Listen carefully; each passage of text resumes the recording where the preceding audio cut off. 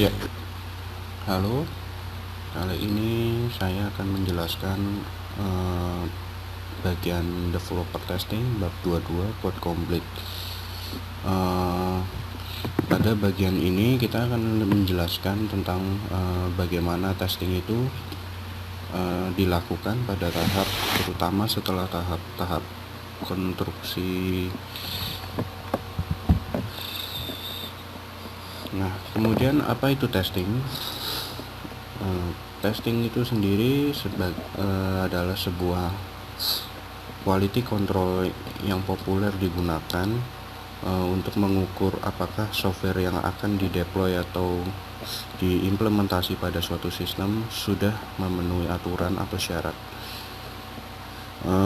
Pada umumnya, testing itu sendiri dilakukan sebelum atau sesudah software itu dijadikan. Kemudian setelah testing itu dilakukan, orang akan melakukan debugging atau perbaikan pada suatu error-error yang ditemukan pada tahap testing itu sendiri. Nah, walaupun testing itu penting, testing itu sulit dilakukan. Alasannya adalah kadang tujuan dalam testing itu sendiri adalah mencari error yang terdapat pada software itu sendiri. Mencari error yang terdapat pada software itu berbeda ketika kita melakukan pencarian menjalankan software ketika mereka berjalan secara normal flow event atau berjalan seperti biasa. Ketika kita mencari error, kita mencari kesalahan-kesalahan apa saja yang mungkin terjadi pada suatu software. Karena itu, bila testing itu berhasil atau testing itu berjalan dengan baik, bukan berarti suatu program itu bebas error. Karena kemungkinan masih banyak error-error yang tersembunyi yang masih belum terlihat ketika fase testing itu dilakukan. Kemudian testing itu sendiri tidak mengimprovisi software, jadi hanya sebagai indikator apakah kualitas software itu bagus atau tidak. Untuk menilai apakah software itu bagus atau tidak, kita biasanya menggunakan debugging atau perbaikan pada software yang akan dijelaskan pada bab selanjutnya. Testing membutuhkan kita untuk berasumsi menemukan coding yang error. Ketika kita melakukan testing dan menemukan error, kita harus mengerti bagian coding mana yang bertanggung jawab atas hasil tersebut. Biasanya contohnya ada error karena GUI program yang rusak, maka kita harus mencari line code mana yang bertanggung jawab atas GUI tersebut. Kemudian dalam konstruksi software itu sendiri biasanya dibagi menjadi dua, white box testing dan black box testing. White box testing adalah suatu testing di mana kita melihat source code-nya itu sendiri juga. Keunggulannya adalah kita bisa mengetes source code-nya itu sendiri, yaitu kelas-kelasnya, metode-metodenya secara terpisah, tidak langsung satu bagian setelah software itu jadi. Akan tetapi white box testing itu sendiri kadang susah dilakukan karena banyaknya modul yang dilakukan dalam suatu software atau sistem yang dibangun. Maka dari itu biasanya white box testing ini lebih sering digunakan oleh developer internal itu sendiri. Sedangkan kalau untuk black box testing, dia lebih berfokus pada bagaimana ketika software itu sudah jadi dan apakah software itu digunakan sebagaimana mestinya.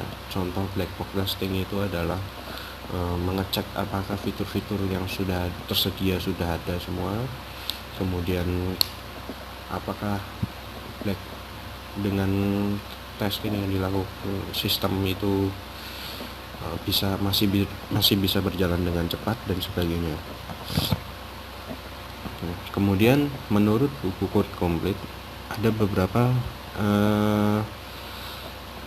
rekomendasi bagi developer untuk testing, yaitu sebuah systematic testing yang untuk menghasilkan kemampuan untuk mendeteksi error dari segala macam program, tapi dengan usaha yang minimum.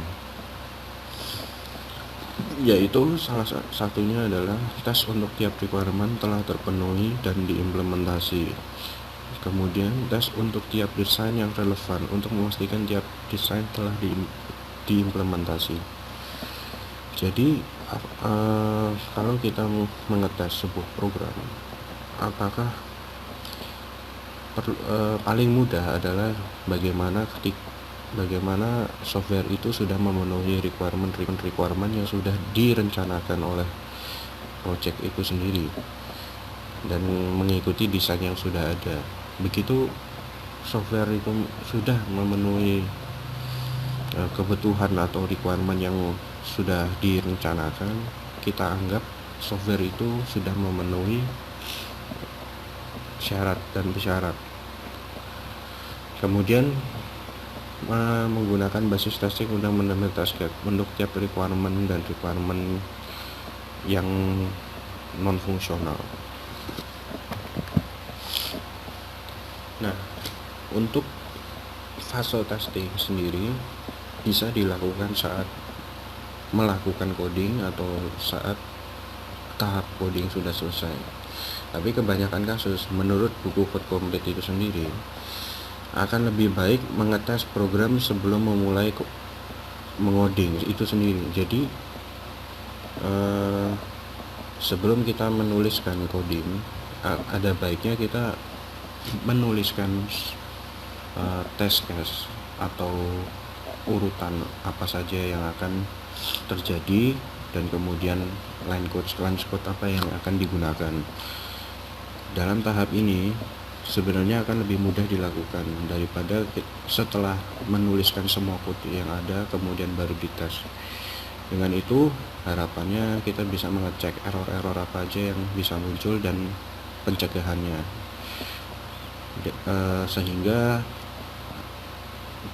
setelah code itu sudah jadi atau selesai kemudian melakukan tahap terakhir, tidak perlu melakukan debugging atau testing yang berulang-ulang.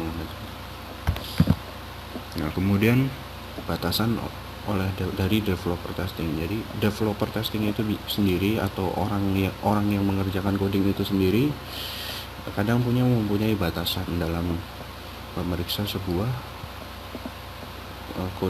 coding atau konstruksi pengembangan software itu sendiri.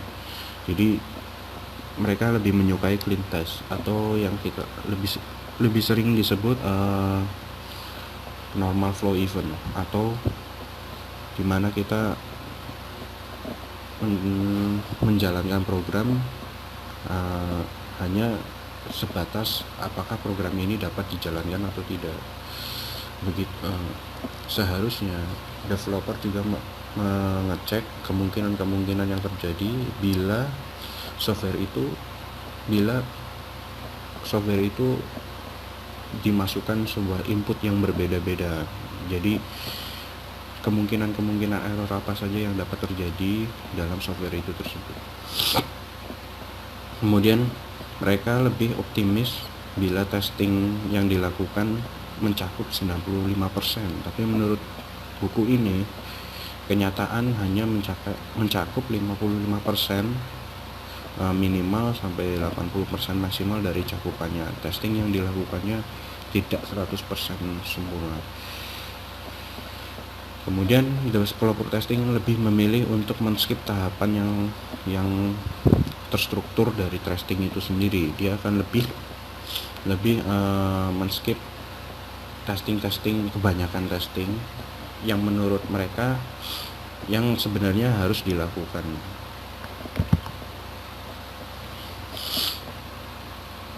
Kemudian testing trick.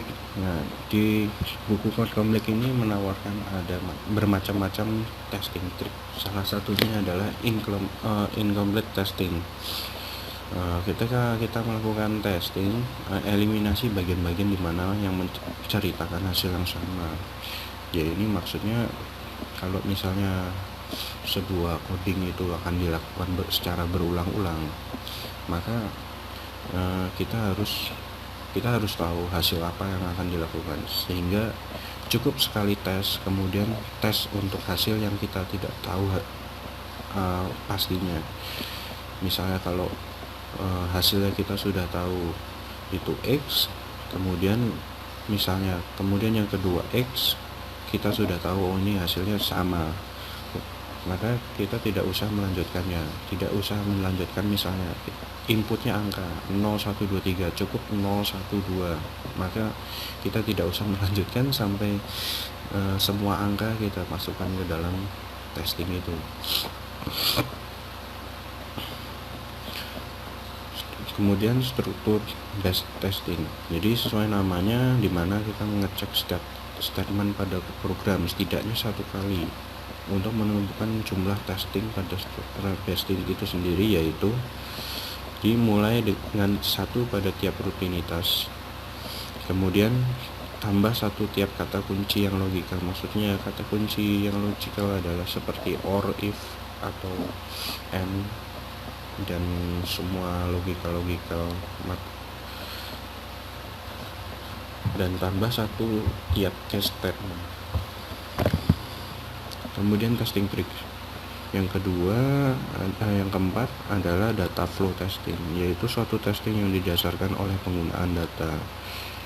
Sebagai contoh, control flow pada data ada sebagai yaitu define, data itu sudah didefinisikan, kemudian data flow itu digunakan atau tidak, kemudian data flow itu dimatikan, terus data itu penggunaan datanya itu apakah sedang masuk, kemudian keluar. Kemudian error guessing, kemudian walaupun sebuah testing itu dilakukan secara formal, tetapi programmer yang berpengalaman bisa melakukan error guessing atau menebak error yang akan terjadi, sehingga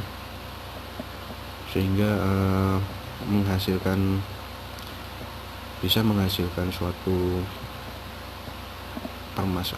mencari error secara lebih cepat sendiri berdasarkan pengalaman programmer atau orang yang mentesting suatu program itu. Kemudian boundary testing adalah testing yang dilakukan untuk memastikan batasan-batasan pada program apakah sudah terdefinisi. Jadi batasan-batasan dalam program itu contohnya apakah suatu statement itu memiliki batas maksimal. Batas maksimal itu bisa kita cek apakah yang terjadi bila melebihi batas maksimal, kemudian mengecek apakah bila statement itu kurang dari batas yang ditentukan. Contohnya kalau suatu urutan array, maka min 1 atau lebih dari boundary yang sudah ditentukan. Kemudian data checking adalah suatu untuk dengan melakukan pengecekan data. Maksudnya pengecekan data ini adalah atribut data seperti string, kemudian nilai-nilai data, apakah data yang ditentukan pada suatu atribut itu benar atau tidak. Suatu contoh perbedaannya seperti int atau float atau double pada suatu atribut. Kita harus memastikan bahwa tiap tipe data yang sudah ditentukan sesuai dengan rancangan dan kebutuhan, karena kesalahan tipe data bisa menyebabkan kegagalan sistem yang sangat besar. Nah, Tipikal error, orang-orang banyak yang berasumsi menganggap 1000 lines code, dari 1000 line code ada 100 code yang lain yang gagal, tetapi ini adalah asumsi yang salah. Kemudian menurut Bohm, 80% dari error terdapat dari 20% project class atau rutinitas. Jadi dalam error itu sendiri lebih banyak terdapat pada project class. Kemudian 50% ditemukan pada 5% project class.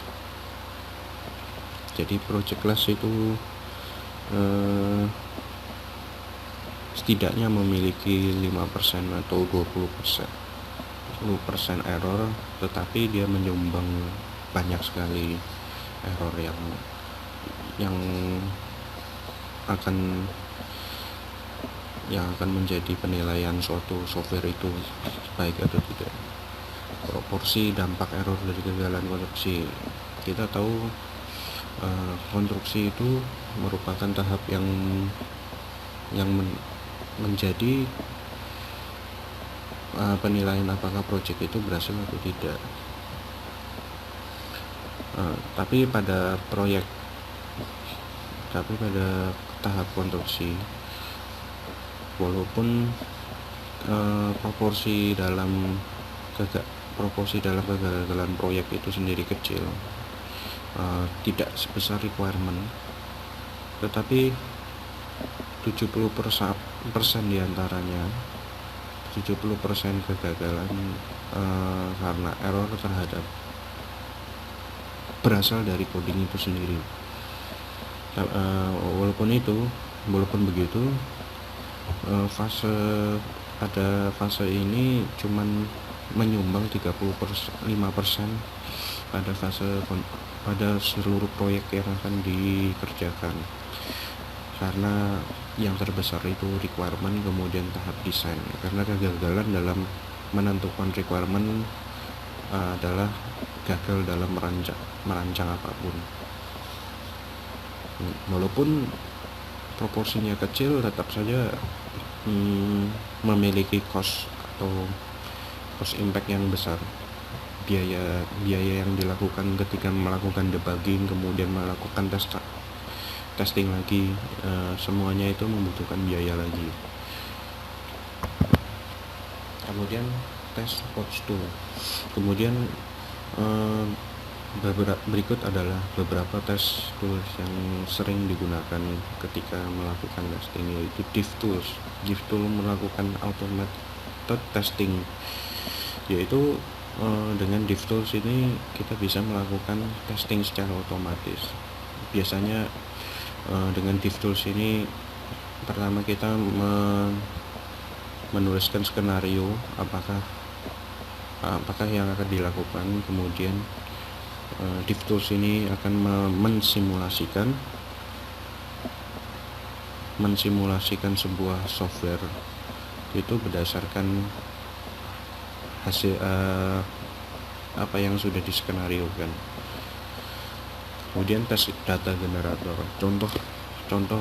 Contohnya adalah ketika kita mempunyai software analisis tabel. Nah, kemudian dengan tes data generator kita membantu untuk menghasilkan data random yang kita tentukan, sehingga kita bisa mengetes apakah suatu sistem itu sudah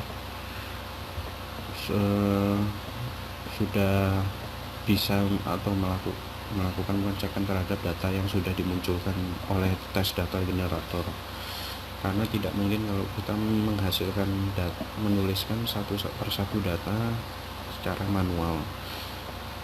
Kemudian coverage monitor adalah suatu tools yang memungkinkan tetap memonitor code apakah sudah digunakan. Jadi dengan tools ini kita bisa mengecek apakah suatu code, satu statement sudah dilakukan atau tidak.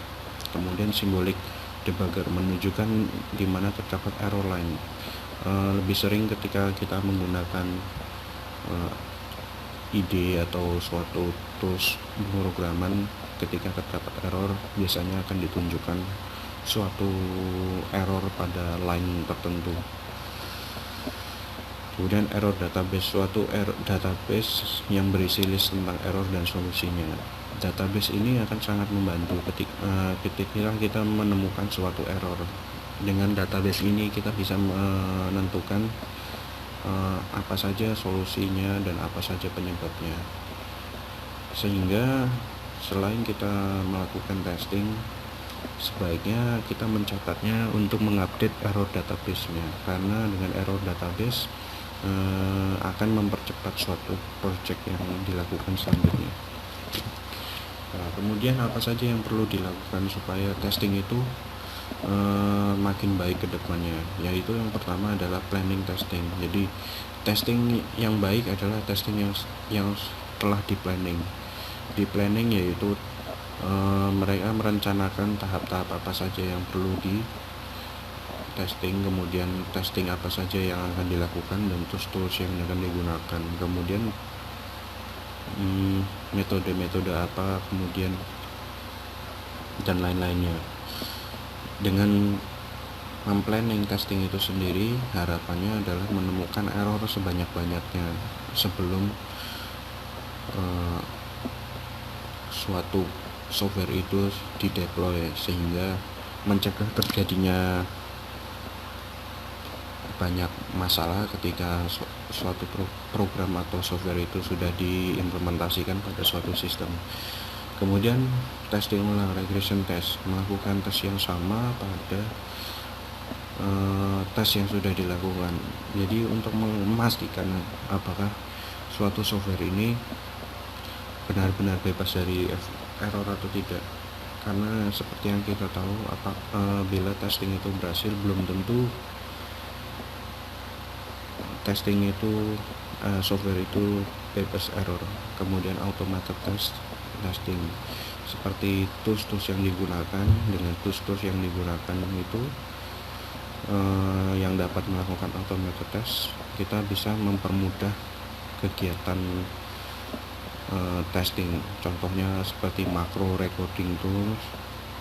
Dengan tools itu kita bisa melakukan proses yang sama berulang-ulang secara otomatis dan cepat. Kemudian setelah tes dilakukan, juga penting untuk menyimpan sebuah data atau record tentang tes itu sendiri. Tujuannya adalah membantu para debugging atau tim perbaikan dan untuk memperbaiki error-error yang terdapat pada software, kemudian untuk membantu testing selanjutnya dalam mencari sebuah error software, sehingga testing yang dilakukan selanjutnya tidak dilakukan dua kali. Berikut adalah yang perlu dicatat ketika kita menemukan sebuah error dalam suatu program, yaitu deskripsi kegagalan. Kegagalan error yang terjadi pada suatu sistem, kemudian permasalahannya apa saja, kemudian langkah-langkah untuk mengulang masalah. Jadi masalah itu ditemukan ketika apa, dan kita menuliskan langkah-langkahnya. Kemudian permasalahan yang berhubungan itu adalah dengan line code itu, apakah apa saja statement atau langkah-langkah yang terpengaruhi, sehingga dari situ kita bisa tahu bahwa suatu error dalam itu memiliki dampak di mana saja. Terus lokasi dari tempat yang diperbaiki, seperti posisi software, seperti posisi lokasi file errornya, kemudian line position dari code-nya, kemudian waktu pencarian kegagalan. Jadi ketika melakukan testing, kita mengukur waktu yang kita gunakan. Jadi apakah error itu ditemukan ketika melakukan runtime 1 menit atau setelah 1 jam. Ya, itu saja resume dari code complete. Mohon maaf bila kurang lengkap. Kemudian akan dilanjutkan oleh debugger testing, di mana pada bab selanjutnya itu akan dijelaskan cara-cara melakukan perbaikan setelah dilakukannya tahap testing.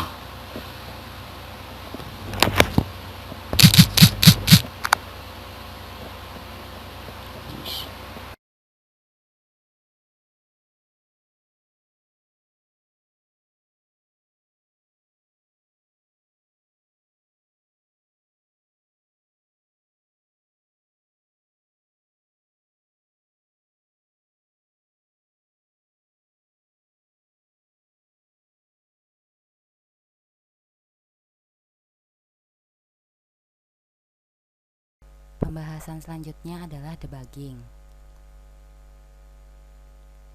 Jadi, debugging adalah proses identifikasi akar penyebab kesalahan dan mengoreksi kesalahan-kesalahan tersebut. Pada beberapa proyek, debugging menempati sebanyak 50% dari total waktu pengembangan. Bagi banyak programmer, debugging adalah bagian tersulit dari pemrograman. Di sini debugging berbeda dengan testing, di mana testing atau pengujian merupakan proses pendeteksian kesalahan pada saat awal. Di sini bugs merupakan error, di mana bugs ini menyebabkan software defect.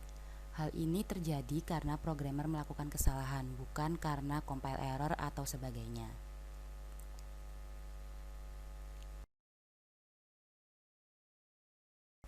Role in debugging in software quality. Debugging merupakan cara untuk mendiagnosa kerusakan, dan debugging merupakan jalan terakhir untuk memastikan kualitas software. Di sini kualitas perangkat lunak atau software harus dibangun dari awal. Cara terbaik untuk membangun produk yang berkualitas adalah untuk mengembangkan kebutuhan secara hati-hati, desain dengan baik, dan menggunakan praktik berkualitas tinggi untuk mengoding. Debugging memastikan kualitas yang sudah direncanakan saja, akan tetapi debugging tidak bisa menambah kualitas software tersebut. Defect as opportunity. Menjadikan defect yang merupakan sebuah kekacauan, yang dimana programmer banyak yang tidak menyukai defect tersebut sebagai kesempatan untuk belajar atau sebagai opportunities. Yang pertama adalah learn about the program you are working on, di mana programmer dapat belajar lebih terhadap program, mereview program, dan menjadikan program itu sebagai pembelajaran. Kemudian, learn about the kind of mistake you make. Menambah kualitas proses coding dan belajar dari kesalahan yang telah dibuat sehingga kedepannya dapat mereview kembali jika kesalahan-kesalahan itu muncul di pemrograman lain. Kemudian adalah learn about the quality of your code from the point of view of the reader. Jadi, melihat kualitas dari suatu kode atau source code dari sisi pembacanya. Jadi, source code tersebut dilihat kembali, dibaca kembali sehingga tahu kelemahan dan kelebihan dari source code tersebut untuk dijadikan pelajaran untuk memperbaiki di kemudian hari. Kemudian adalah learn about how you solve problem. Cara-cara untuk solve problem atau menyelesaikan masalah itu berbeda tiap-tiap masalahnya. Dalam menemukan solusi dari masalah sebagai catatan untuk mencari cara efektif menghadapi kecacatan atau defect, setiap programmer akan mempelajari. Jadi setiap ada suatu permasalahan yang akan diselesaikan dengan A dapat diingat. Kemudian kesalahan yang diselesaikan dengan langkah B dapat diingat pula, sehingga tiap-tiap kesalahan kita dapat mengetahui pemecahan masalah mana yang cocok untuk permasalahan tersebut. Kemudian learn about how to fix defect. Merupakan metode untuk memperbaiki defectnya. Bagaimana kita mempelajari metode-metode yang cocok untuk memperbaiki defect tersebut.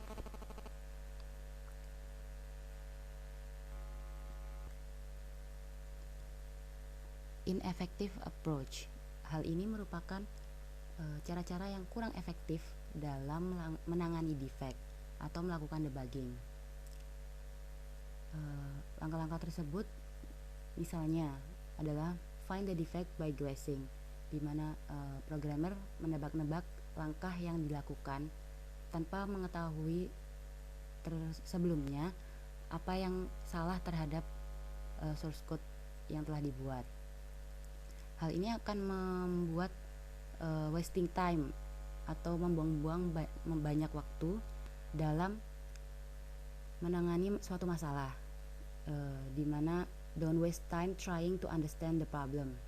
Jadi jangan mencoba untuk hanya mengerti apa problemnya saja, hanya membuang waktu untuk mengerti apa saja problemnya, tetapi fix the error dengan langkah yang benar, bukan fix the error with the most obvious fix. Jadi maksudnya di sini melakukan perbaikan dengan yang sudah jelas dapat dilakukan tanpa mengetahui bahwa langkah tersebut itu efektif atau tidak. Misalnya X sama dengan compute Y. If Y sama dengan 17, X sama dengan 25,15.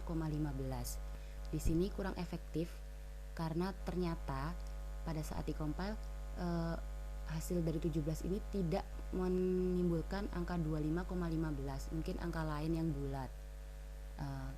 Dan untuk menangani masalah ini, programmer menambahkan dengan else if. Misalnya dengan menambahkan Y sama dengan 18, di mana X tersebut sama dengan 27,85. Hal ini banyak dilakukan programmer, di mana menambahkan else if sebanyak yang mereka butuhkan dan menjadikan program tersebut tidak efektif.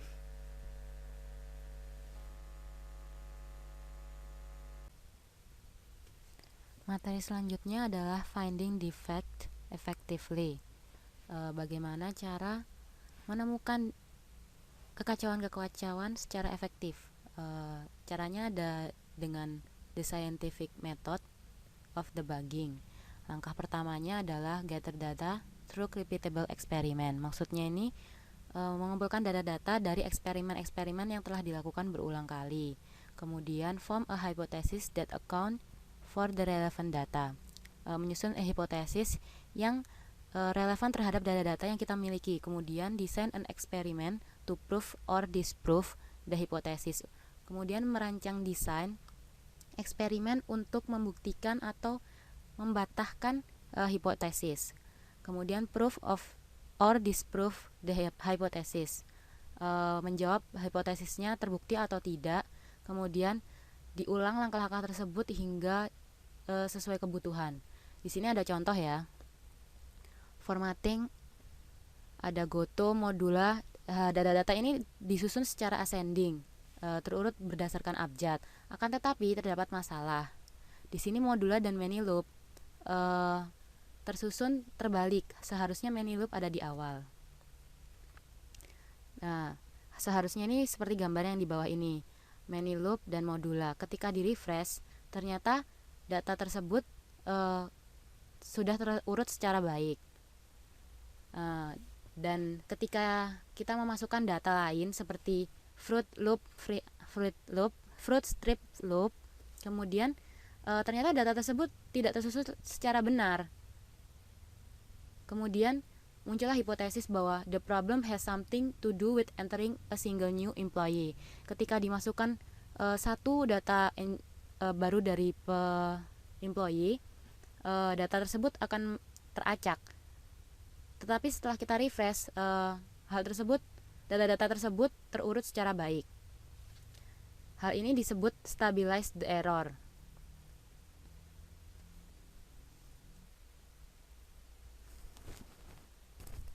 Kemudian fixing a defect. Bagaimana sih cara memperbaiki dari kekacauan yang terjadi?